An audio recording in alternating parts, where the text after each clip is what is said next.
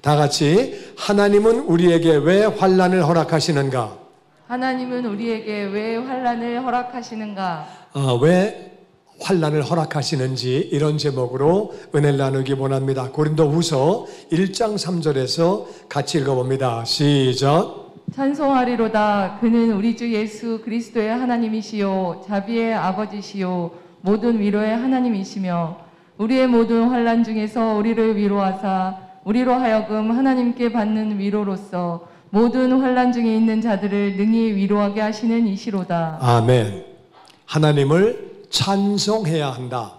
왜냐하면은 하나님은 우리 주 예수 그리스도의 하나님이고 자비의 아버지다. 이게 원래 영어나 원문을 보면 어떻게 되어 있냐면은 하나님 God and Father of Jesus Christ and mercy. 그러니까 하나님 아버지가 예수 그리스도의 하나님이시고 예수 그리스도의 아버지시고 그리고 자비의 하나님이고 자비의 아버지다. 하나님과 아버지가 같이 붙어 있고 그 뒤에 예수 그리스도 자비가 또 그렇게 붙어 있어요. 그래서 이게 무슨 말이냐? 왜 하나님을 찬양해야 되느냐? 하나님은 예수 그리스도의 아버지다. 예수 그리스도의 하나님이다. 예수님은 하나님의 아들이에요. 그런데 하나님이 우리 같은 죄인들을 위하여 아들 예수님을 이 땅에 보내주셨어요. 우린 거룩한 사람도 아니고 잘난 사람도 아니고 죄인인데 죄인들을 위해서 아들을 주셨어요. 왜?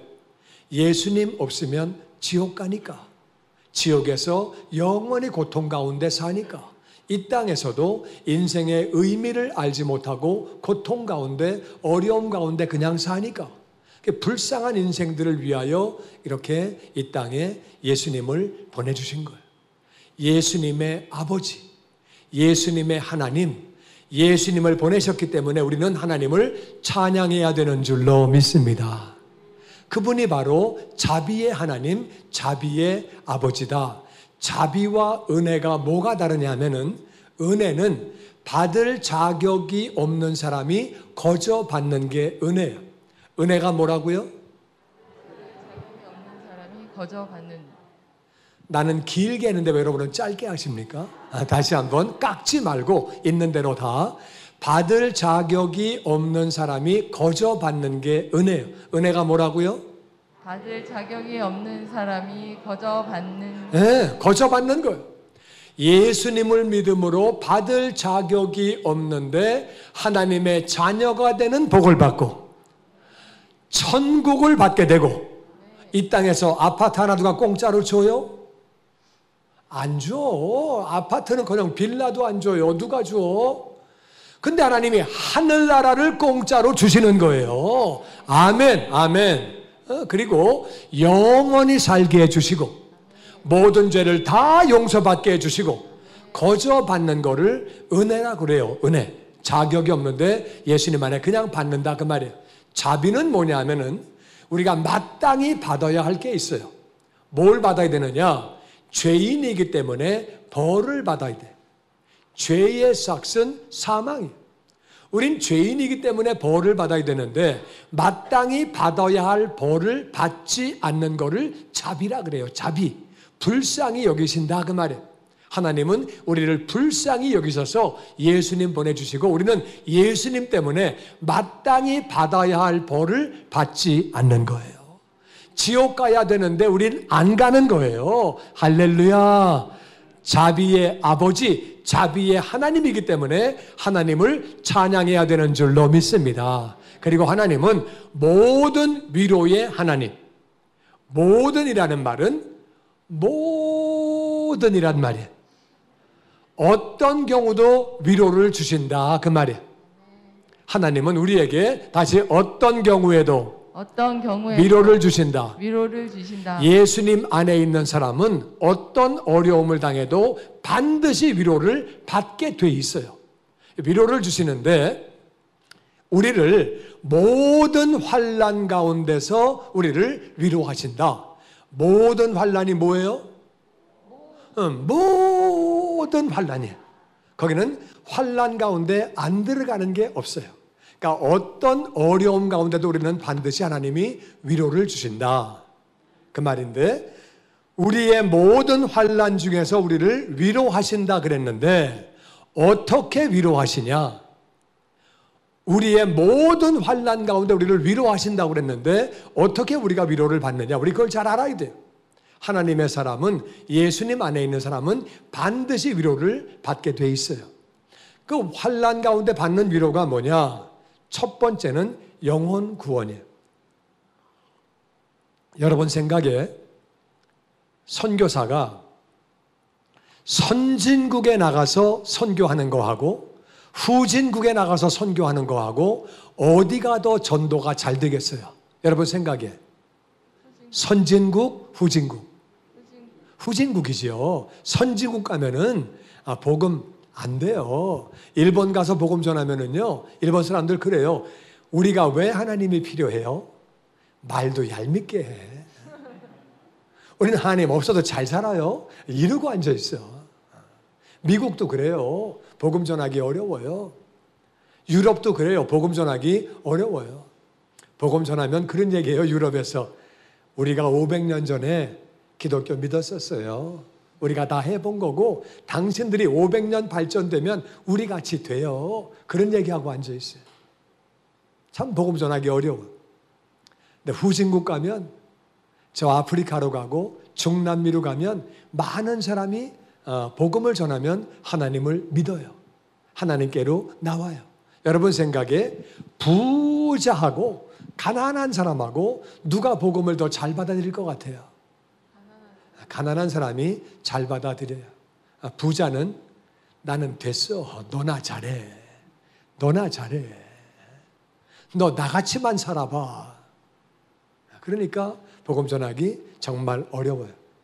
그런데 사람이 환난을 당하면, 어려움을 당하면 하나님을 찾게 돼요.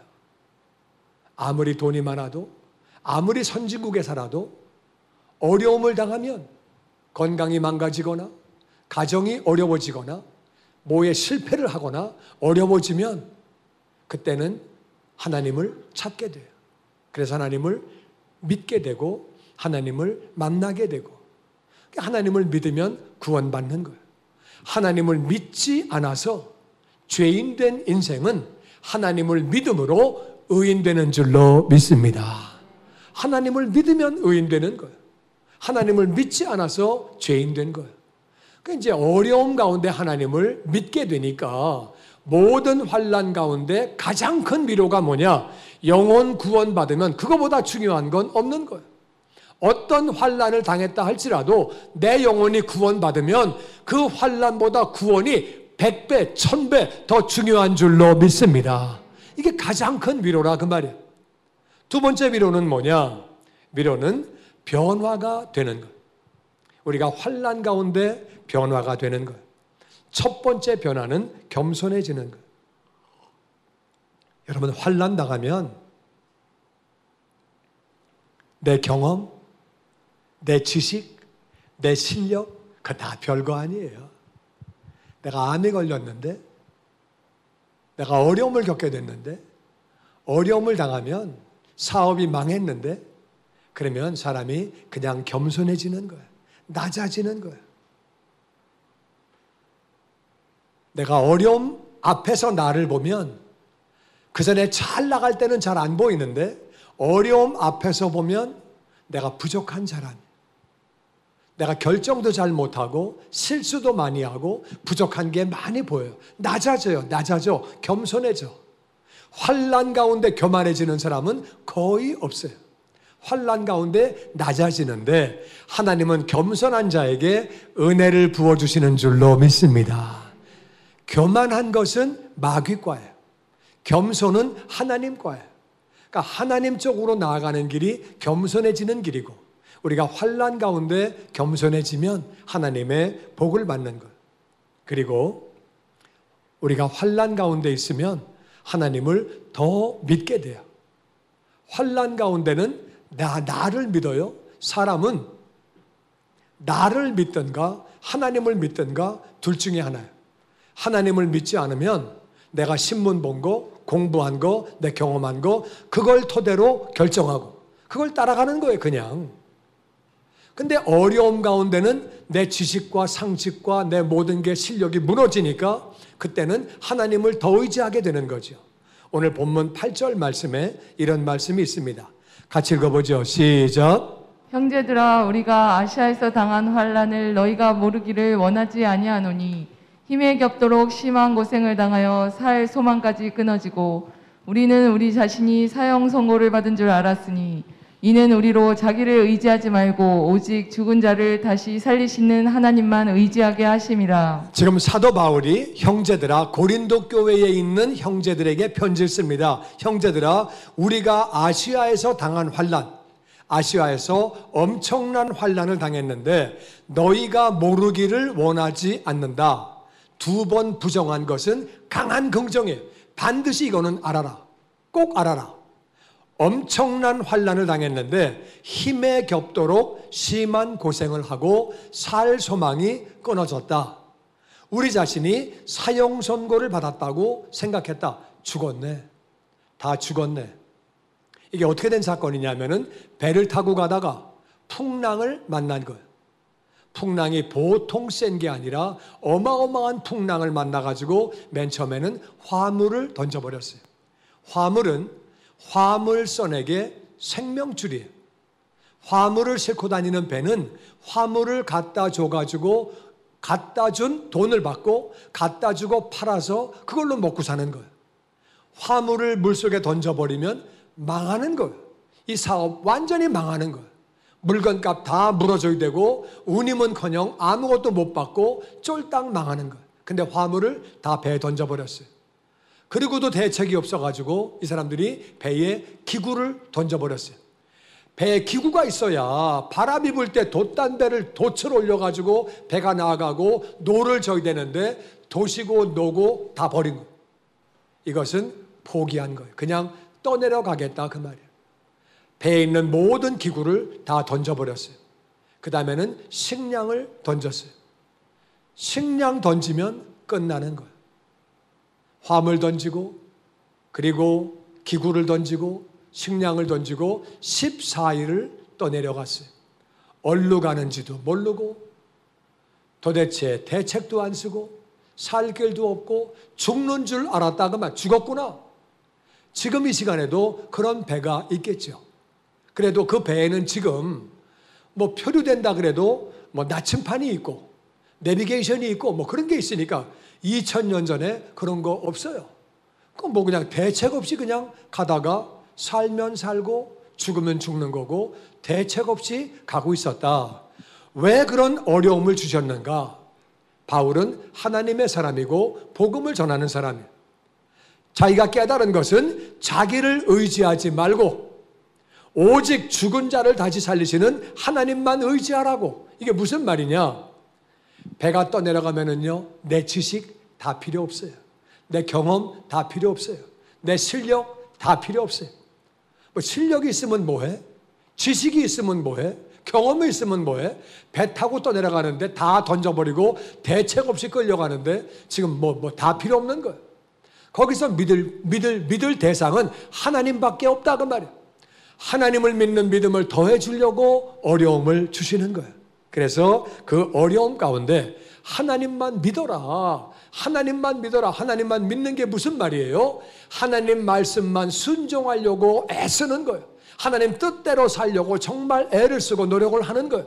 우리가 하나님만 의지하면, 하나님만 믿고 살면 하나님이 복을 부어주시는 줄로 믿습니다. 그래서 모든 환난 가운데 우리를 어떻게 위로하시느냐? 첫 번째는 영혼 구원이라고 그랬어요. 두 번째는 변화를 시켜주시는데 우리를 겸손하게 해주시고 그래서 은혜를 받게 해주시고 하나님을 더 의지하게 함으로 어려움 가운데 하나님만 의지하는 거죠. 그래서 복을 부어주시는 것. 하나님을 순종하고 따라가면 복을 부어주시는 줄로 믿습니다. 그리고 하나님이 그런 때는 그 어려움 가운데서 우리를 건져주시는 거예요. 건져주시는데 이 모든 게 다 하나님의 위로예요. 구원받는 것도 하나님의 위로, 내가 겸손해지는 변화가 되는 것도 하나님의 위로, 하나님을 더 믿게 되는 것도 하나님의 위로, 그리고 하나님이 건져주신다. 그 어려움과 환난 가운데 건져주시는 거예요. 1장 그 10절에 보면 같이 읽어보죠. 시작. 그가 이같이 큰 사망에서 우리를 건지셨고 또 건지실 것이며 이후에도 건지시기를 그에게 바라노라. 아멘. 그래서 그 사망 가운데 건져주셨고 지금도 건지시고 계시고 건지실 것이며 이후에도 건지시기를 바라노라. 할렐루야. 우리는 그 환난 가운데서 건짐을 받을 때에 또한 위로를 받게 되는 거죠. 이해가 되십니까? 우리는 그렇게 하나님이 영혼을 구원해 주시고 변화시켜 주시는데 내가 겸손해지게 하시고 하나님을 더 잘 믿게 해주시고 그리고 그 환난 가운데 건지심으로 우리를 하나님이 위로해 주시는데 그 위로를 왜 해주시는 거냐? 1장 4절에 보니까 같이 읽죠. 시작. 우리의 모든 환난 중에서 우리를 위로하사 우리로 하여금 하나님께 받는 위로로서 모든 환난 중에 있는 자들을 능히 위로하게 하시는 이시로다. 모든 환난 중에서 우리를 위로하사 어떤 환난 가운데도 우리는 위로를 받을 수 있다. 하나님만 바라보면 반드시 위로를 받는다. 위로를 받게 되는데 겸손해지게 되고 영혼도 구원받게 되고 더 큰 믿음을 갖게 되고 그리고 건지심을 받게 되는데 그 위로를 받음으로 말미암아 모든 환난 중에 있는 자들을 능히 위로하게 하시려고. 구원받았다고 끝? 그게 아니라 네가 거기서 구원받았냐? 구원을 받았으면 어려움 가운데 있는 사람을 도와주라고 우리에게 어려움을 주셨다는 거예요. 그래서 어려움을 주셨기 때문에 하나님은 어떤 분이냐? 모든 환난 가운데 우리에게 위로를 주시고 하나님께 받는 그 위로를 가지고 모든 환난 중에 있는 자들을 위로하게 하시는 분이다. 우리가 위로를 받는 것은 어려운 사람을 도와주라고 그렇게 하신다고 성경은 말하고 있습니다. 오늘 말씀을 잠깐 요약하면 하나님은 왜 환난을 허락하시느냐? 환난 통해서 첫 번째는 영혼 구원을 받아라. 두 번째는 변화받아서 겸손해져라. 그리고 하나님을 더 의지하고 그리고 건지심을 받아라. 이게 다 위로예요. 영혼 구원이 가장 큰 위로고 내가 겸손해지는 것이 하나님의 위로고 하나님을 더 의지하는 것이 하나님의 위로고 그 환난 가운데 건지심을 받는 것이 위로고 다 이것이 하나님의 위로라 그 말이에요. 맞습니까? 이게 하나님의 위로예요. 나는 여러분이 어려움 가운데에 이 하나님의 위로를 받게 되기를 주의 이름으로 축원합니다. 우리가 하나님만 바라보면 반드시 위로를 받게 돼 있다 그 말이에요. 영혼 구원을 받고 겸손해지고 하나님을 더 의지하게 되고 건지심을 받게 되고 이러한 위로를 받게 되는 것. 이해가 되십니까? 그러면 왜 하나님이 이 위로를 주시느냐? 위로를 통해서 그 위로를 가지고 남을 위로해라 그 말이야. 남을 위로해라. 그러니까 위로를 받은 사람은 사명이 있는 거예요. 축복의 통로로 쓰임받는 거예요. 사명이 뭐냐? 사명은요, 내가 잘하는 게 사명이에요. 뭐가 사명이라고요?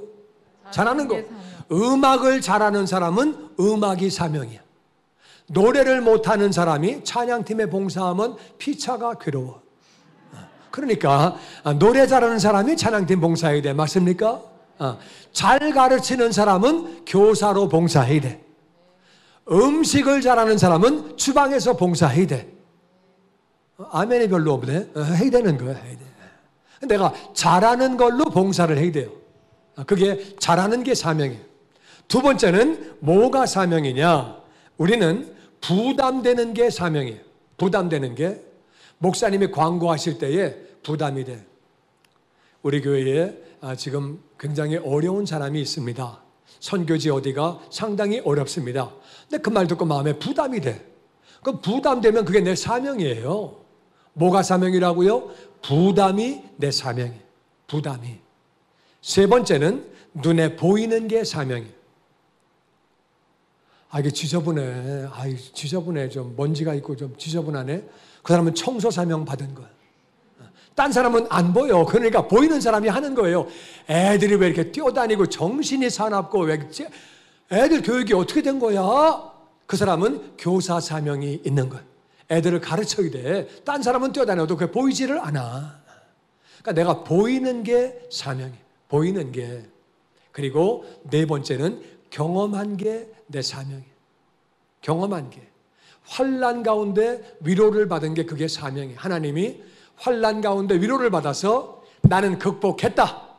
어려웠지만 극복했다. 할렐루야 감사합니다. 그걸로 끝이 아니라 극복했기 때문에 어려운 사람을 도와라 그 말이에요.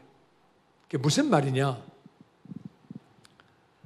예를 들어서 자식이 엄청 속을 썩였어요. 이거 환난이에요. 어려운 거예요. 내 마음대로 안 되는 거예요. 근데 하나님의 은혜로 그게 극복이 됐어요. 그러면 그걸로 끝나지 말고 자식 때문에 고통당하는 사람을 가서 도와줘라 그 말이에요. 이해가 되십니까? 내가 암 걸렸다가 고침받았어요. 할렐루야 너무 감사하네. 할렐루야 끝나지 말고 암 때문에 고통당하는 사람을 도와줘라 그 말이에요. 이해가 되십니까? 내가 당한 환난, 사업에 망했어. 쫄딱 망하고 빛에 앉아가지고 정말 대책이 없고 그러다가 극복한 사람은 사업 때문에 어려서 고생하는 사람을 찾아가서 도와줘라 그 말이에요. 하나님의 위로를 받은 사람은 어려운 사람을 도와주라고 그렇게 말씀하시는 거예요. 가정이 어려워서 고만 사네 그냥 사네 마네 막 그러고 도장 찍어 마라 헤어져 막 그래 어려움 겪은 사람은 극복했으면 그러면 도와줘라 그 말이에요. 가정이 깨졌어도 그래요. 깨졌어도 내가 그거를 영적으로 극복해냈으면 이제 가정 깨지고 어려운 사람을 도와줘라 그 말이에요. 어려운 사람을 도와주라고 하나님이 우리에게 위로를 주시는 거예요. 여러분 우리말에 과부가 과부 사정 안다는 말이 있어요. 그건 굉장히 정확한 말이에요. 제가 아무리 도와주려고 그래도 아무리 위로하려고 그래도 목사님은 제 마음을 모릅니다. 그러면 할 말이 없는 거예요. 거기서 목사님이 제 마음을 어떻게 알아요? 그러면 거기서 뭐라 그러겠어요? 거기서 내가 다 알아요 그러겠어요? 할 말이 없는데 내가 그 똑같은 어려움을 겪은 사람은 어려움 당한 사람을 손만 잡아줘도 그냥 어깨만 잡아줘도 그 사람이 느끼는 거예요. 이 사람이 정말 나를 위로하는 게 느껴지는 거예요. 이 세상 천지에 누가 나를 이렇게 위로해 주나? 정말 위로를 받게 되는 거예요. 여러분 하나님이 없는 사람은 사업이 망하면 자살해요. 어려움 당하면 보이는 게 없는 거예요. 나를 믿고 왔기 때문에 어려움 가운데서 헤쳐날 길이 없기 때문에 마약 중독되고 술 중독되고 타락하고 자살하고 망가지는 거예요. 하나님이 왜 우리에게 그 어려움을 통과하게 하셨느냐? 어려움을 통과한 것은 그 어려움을 통과한 다음에 어려운 사람들을 위로하라고 우리에게 어려움을 그렇게 주신다 그 말이에요. 우리는 그 사실을 잘 알아야 돼요. 그래서 내가 당한 환난은 극복하면 재산이에요. 극복하면 사명이에요. 극복이라는 말은 꼭 거기서 빠져나와야만 극복이 아니에요. 장애를 가지고 있어도 그 장애인이었는데 늘 실족하고 마음에 어려움이 있었지만 장애를 극복하고 하나님을 찬양한 사람은 장애를 가지고 있어도 쓰임받는 거예요. 주님의 영광교회 예배 장소와 시간을 알려드리겠습니다. 주일 예배와 금요 예배는 글로리 비전 센터에서, 수요일에는 호프 센터에서 예배를 드리고 있으며 장소는 1801 사우스 그랜드 애비뉴 워싱턴과 그랜드가 만나는 코너에 위치하고 있습니다.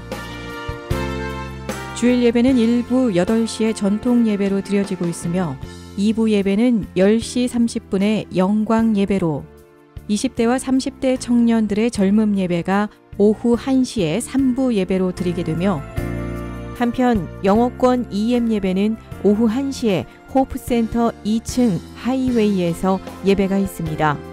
수요 예배와 금요 예배는 오후 7시 30분이며 새벽 예배는 월요일에서 토요일까지 오전 6시에 예배가 있습니다.